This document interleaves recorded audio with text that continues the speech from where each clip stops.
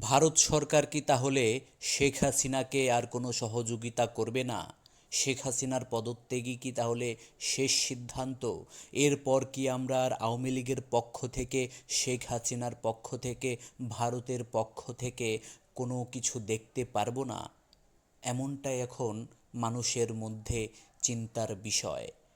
কেননা ভারত সরকার, মোদি চূড়ান্ত বৈঠক করেছে বাংলাদেশের ব্যাপারটা নিয়ে। খুবই গুরুত্বপূর্ণ একটা বৈঠক ছিল, যেই বৈঠকে ভারতের গুরুত্বপূর্ণ সকল ব্যক্তিবর্গরা উপস্থিত ছিলেন। তাই এমনটাই ধারণা করছে মানুষ, আওয়ামী লীগ সরকার কি তাহলে এখন ছক করছে?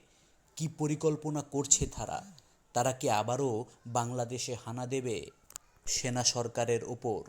আবার কি তারা দেশ দখলে নেবে এরকম পরিকল্পনা করছে? এই ব্যাপারে কি ভারত সরকার পুরোপুরি সহায়তা করবে? এমনটাই প্রশ্ন মানুষের মনে। তাছাড়া বিভিন্ন ধরনের প্রশ্ন চলছে। আসলে এখন দেখার বিষয়, ভারতের মোদি সরকার কতটা সাপোর্ট করে বাংলাদেশের সাবেক সরকার, পদত্যাগী সরকার শেখ হাসিনাকে।